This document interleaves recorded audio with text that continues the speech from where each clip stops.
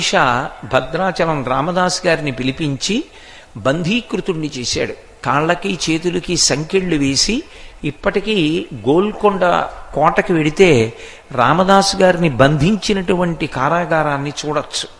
పైనుంచి చూస్తే లోపలికి కనపడుతుంది. లోపలికి నుయ్యిలా ఉంటుంది, మెట్లు ఉంటాయి.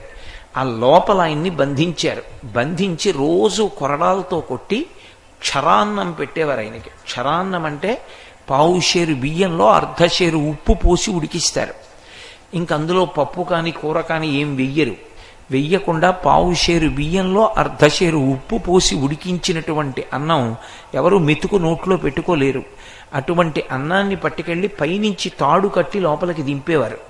అంతే, ఆ రోజుకి అదే అన్నం. తింటే తినడం, లేకపోతే ఊరుకోవడం.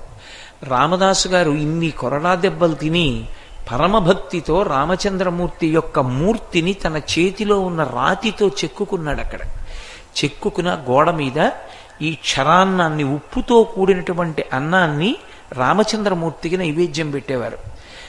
రామదాసు గారు తినే సమయానికి అది క్షీరాన్నంగా మారిపోయేది. అంటే ఆవు పాలతో ఉండిన అన్నంగా మారిపోయేది.